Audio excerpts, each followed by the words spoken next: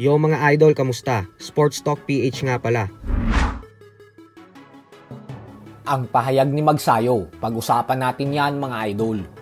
Ngunit bago ang lahat ay huwag kakalimutang mag-subscribe at i-click ang notification bell button for more sports talk.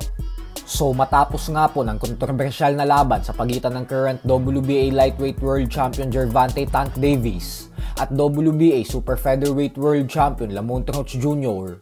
ay nagsalita na nga po ang ating pambato na si former WBC Featherweight World Champion Mark Magnifico Magsayo sa pamamagitan ng kanyang official Facebook page.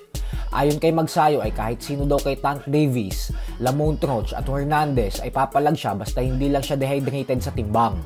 Bukod dyan ay sumagot din po si Magnifico sa isang basher sa comment section at sinabing kahit sino umano sa tatlo ay gusto niyang labanan kasi ginagawa niya umano ito para sa pamilya niya, sa bansang Pilipinas at sa mga totoong sumusuporta sa kanya. Madaming fans naman ang nangihinayang dahil matapos ng ipinakitang performance ni Tank Davis ay napagtanto ng mga ito na kaya daw pala talagang talunin ni Magsayo si Davis. Kung ating po kasing matatandaan ay si Magsayo po ang nagsilbing replacement fighter para kay Lamont Roach. Yung tipong kung sakaling hindi tumuloy si Roach ay si Magsayo ang papalit bilang kalaban ni Davis. Ganun pa man ay inaasahan po na magkakaroon ng rematch sa pagitan ni Davis at Roach sa lalong madaling panahon. Pero kung babalik si Roach sa 130-pound super featherweight division upang depensahan ang kanyang titulo, ay walang duda po na napakagandang laban din talaga nito para kay Magsayo. Sa kabilang banda naman mga idol ay naglabas nga po ng reaksyon ang mga superstars ng boxing sa naging laban kagabi, kung saan lahat ito ay binatiko si Davis. Ayon sa 2 Division, ang disputed world champion Terence Crawford ay kailanman umano ay hindi pa siya nakakita sa sports ng boxing na lumuhod ang fighter tapos hindi tinawagan ng referee ng knockdown. Mukha umanong kinalimutan ng referee ang batas ng boxing para kay Davis.